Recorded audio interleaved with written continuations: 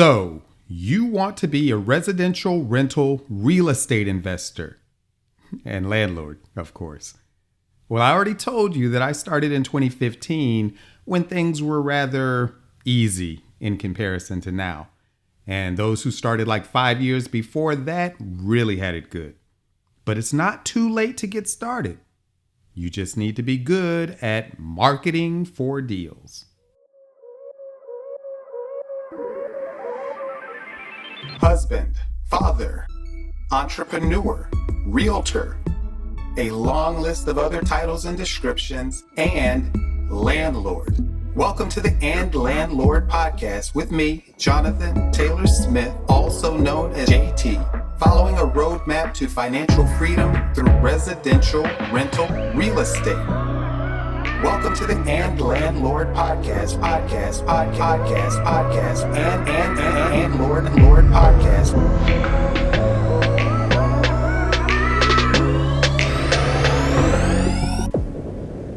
Welcome to episode number 46, Marketing for Deals.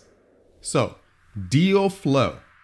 Whether you're a wholesaler, realtor, flipper, landlord, and all of the above, you need a consistent deal flow if you hope to create a real estate business. And a consistent deal flow is created through effective marketing for deals. You're not really much of a wholesaler if you've got no properties to sell. So job number one is marketing for deals. And off topic of this episode, job number two is negotiating those deals. If you're a realtor, you likely don't consider it marketing for deals, but you've got to market your services to find clients. And in my case, or any realtor who focuses on getting investors as clients, you're marketing for deals on behalf of those clients. If you're a flipper, you're likely wanting to have more than one property, as you can't really claim the title and consider it a business having only done it once. So you've got to market for deals. And likewise, if you're a landlord seeking financial freedom through rental real estate investing, like me, it's certainly going to take more than one or two properties to get there. Let's say your goal is to replace your day job income with rental properties, and you determine that you'll need $10,000 a month to live your desired lifestyle. Well, if you're making only $200 of positive cash flow per property, which is not an uncommon amount, then you'll need as many as 50 properties to reach your income goal. And you won't get even a fifth of that amount without being good at marketing for deals. So a great skill to have, a great thing to educate yourself on, a great focus of your efforts, and what I personally spend a lot of time on is to learn how to effectively market for deals. But what is a deal? Marketing for deals. But what is a deal? Not so much for realtors, unless they're representing themselves or investor clients, but wholesalers, flippers, and landlords are all seeking deals, which are properties that, for whatever reason, can be obtained for less than its eventual or ultimate value.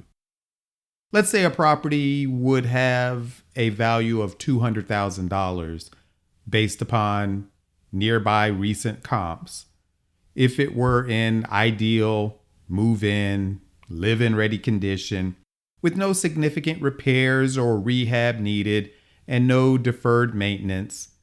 But instead, that's not the current condition of the home.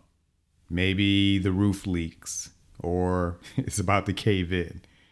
Maybe the HVAC system is on its last breath and would legally be of age to drink if it were a person. Holes in the walls and floors. Or maybe it's like a duplex I went to look at this past weekend where there was literally a foot of standing water in the crawl space. Whatever the reason, the house certainly isn't worth $200,000 in its current condition. In fact, you determine that it will take $50,000 of rehab and repairs to make this home then worth $200,000. So, what would you be willing to pay for this house? At what price does it become a deal? $150,000? And then you put $50,000 in repairs to make it worth $200,000? I'd say no, because there's no room in there for your expenses beyond the rehab and profit. What about the profit? You're going to have closing costs and holding costs, and then you want to make some money and have some equity present and the potential for profit. So maybe instead you offer $100,000 on the house, which then gives you a potential of $50,000 to cover those expenses and provides room for profit. So finding a property that can be had for $100,000 and needs only $50,000 of rehab to then be worth $200,000 requires that you be good at marketing for deals. And finding them consistently may require that you be great at it. And again, off topic for this episode, I'll certainly do an episode on it later, but if you've got some negotiating skills, you might be able to get that same house for $75,000. And actually, a common calculation for flippers to determine if a property is a deal or not would be to subtract 30% from the after repair or rehab value, ARV, of $200,000 in the prior example, which is then $140,000, and then subtract the rehab budget of $50,000 in that example from this amount, which is then $90,000. So by that calculation, this hypothetical house becomes a deal at $90,000. And like I said, if you're skilled at negotiations, you might be able to obtain it for only $75,000 or even $80,000 may be good. Then you've really got a deal. But think about it. That's what wholesalers have to do. They have to get a deal that leaves enough meat on the bone for a flipper or burr landlord to be interested in it, and then get it down another $5,000 or $10,000 or more to create some profit for themselves in the deal. That takes both great marketing and great negotiating skills. But yet somehow people think that wholesaling is an easy entry point into real estate investing. Good luck with that. So a deal is a property that can be obtained for enough below its ultimate value, or ARV, such that it can be rehabbed or repaired as needed to rent or resell at that increased value and have room present to cover all expenses and create some profit for yourself in the process, or equity if you keep it as a rental. But how do you go about marketing for deals? So, marketing for deals may entail many things. The most obvious and annoyingly visible of which are those "We Buy Houses" signs and the variants that you see everywhere. I hate those signs, as they make us all in the business look bad. But hey, they must work or people would stop using them. Or maybe it's just the newbies leaving the latest seminar or boot camp that are still using that marketing method, and maybe it really doesn't work. Certainly they worked years ago, but I have to believe at this point that most people with a house to sell are not looking to call some random Google voice number on an illegal sign stapled to some street corner light pole or stuck in the ground. Why would anyone believe that that person using that marketing method actually has any money to buy homes for cash as likely claimed on the sign. I don't get it. So I would say stay away from the aptly named bandit signs as they're often illegal. Next is direct mail, which does still work, and I can attest to that, but it can also get expensive. There are many providers out there for direct mail. First, you need a list of prospects to send mail to. Then you need the actual mailing. I use a service that provides both a means of compiling an effective list, plus handles the actual message and mailing. I actually wish they allowed for greater and easier customization of the message, but many services exist that offer full customization of the message, handle the mailer, and may also provide a means to compile the prospect list. By whatever means and whomever you end up using for your direct mail, including the option of just doing it all yourself, direct mail can be an effective means of marketing for deals. Now, some will claim you need to hit the same list repeatedly and that it takes something like 7 touches to get a response on average, but I couldn't disagree with that more. I think that is the sort of thing that people say when they stand to benefit from you doing a bunch of touches, such as the marketing company you're using. For example, I've done some online ads for my tech company, and they claim that to get results, the ad needs to be online for months and seen, you guessed it, 7 times on average. But I call BS on that. An ad that works will have immediate results. So if you send a mailing and get no results, don't repeat it even a second time, and certainly not 7. That's complete marketing BS. For direct mail, at best, I may hit the same list the second time 3 or 6 months later, but once is fine.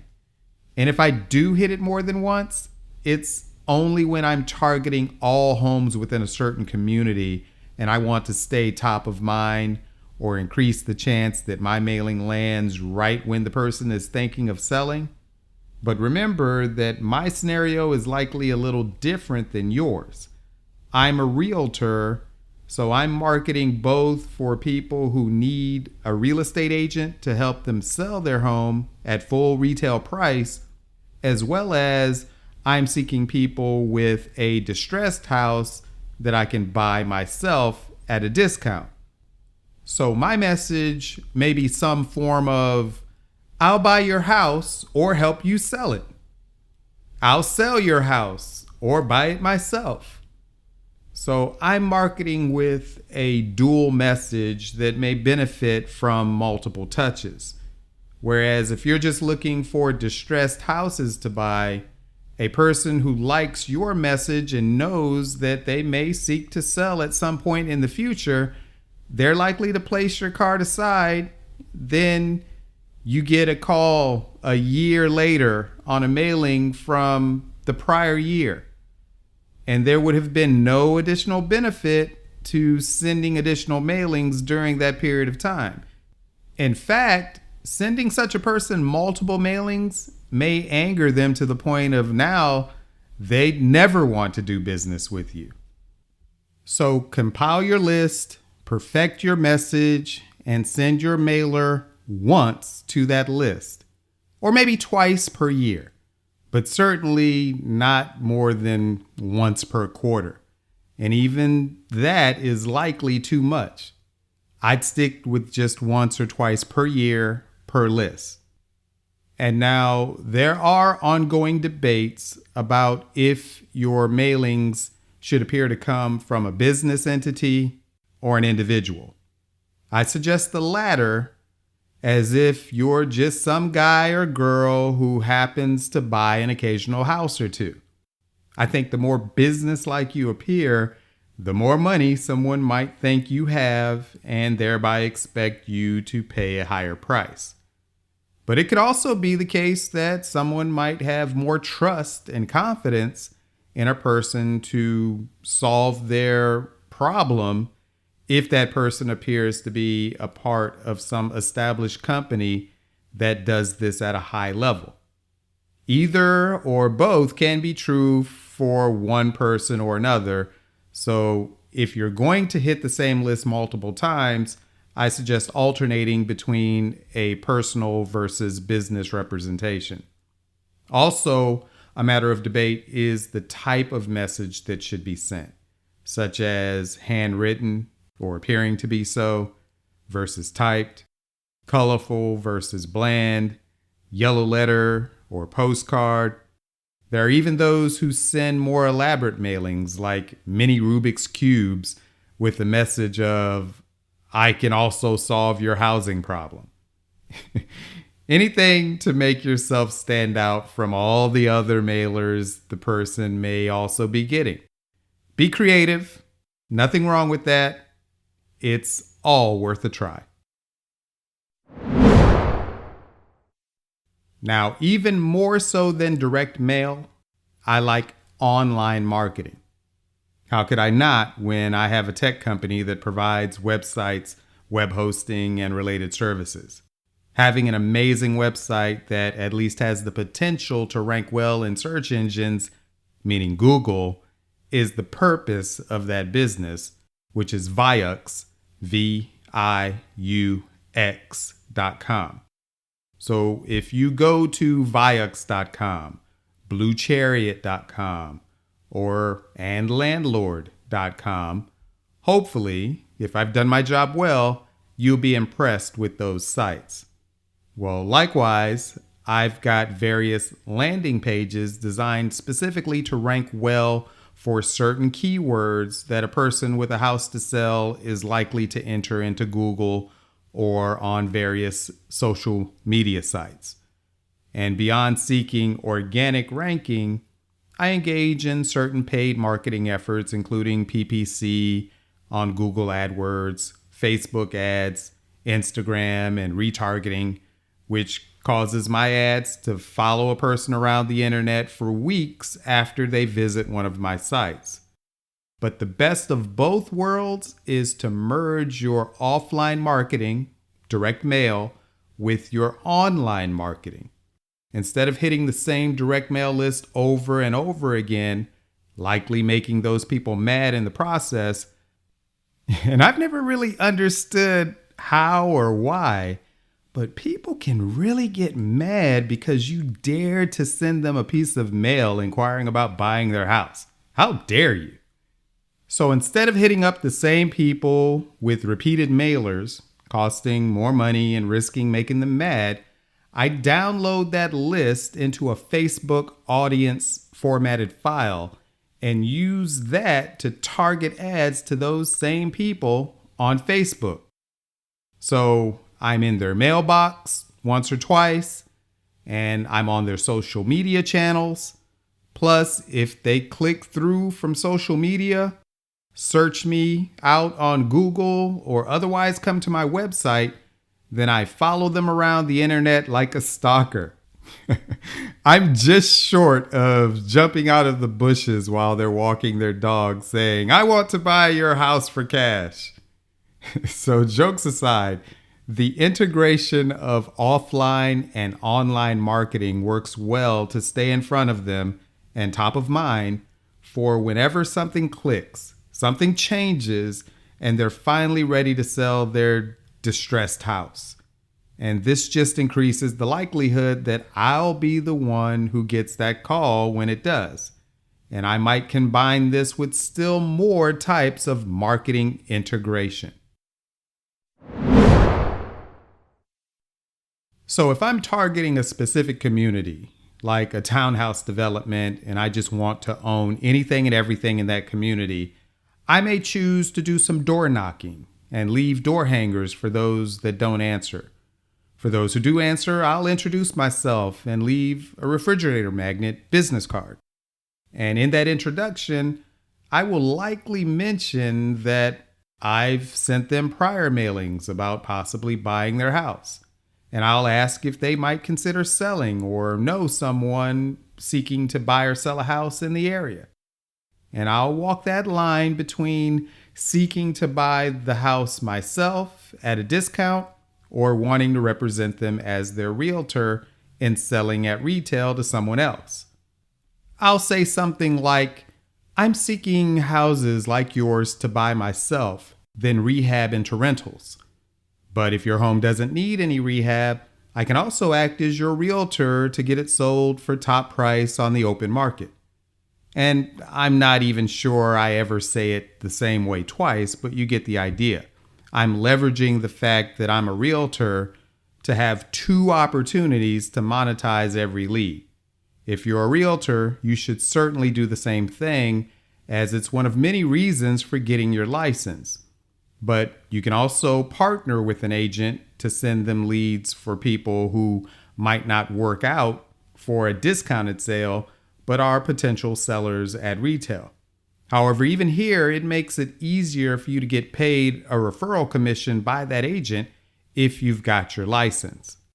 You should also have your presentation ready, realtor or not, as to why and how working with you to sell their distressed house is better than going with an open door or any of the other iBuyers out there, including realtors who have their own version of a guaranteed offer program.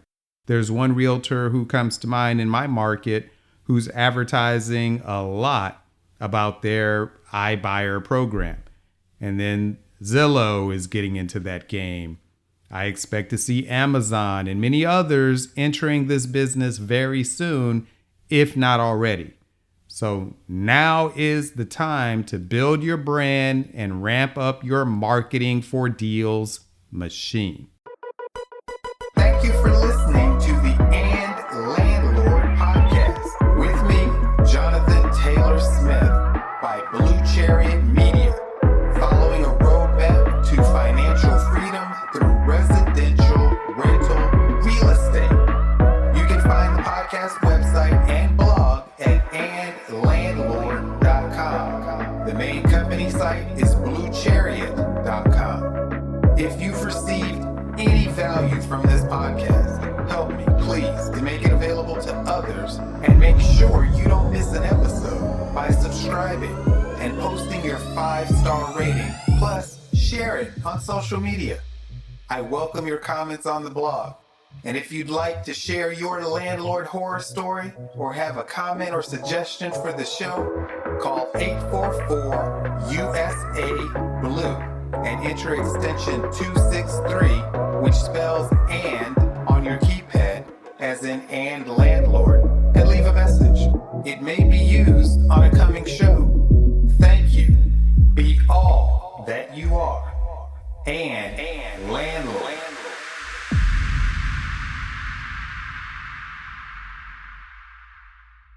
Nothing on the preceding show should be considered specific, personal, or professional advice. Please consult an appropriate tax, legal, real estate, financial, or business professional for personalized advice. The comments and opinions of any guest are their own. Information is not guaranteed. Any investment may have potential for both profit and loss. The host is speaking solely on behalf of Blue Chariot Media, a division of Blue Chariot, LLC.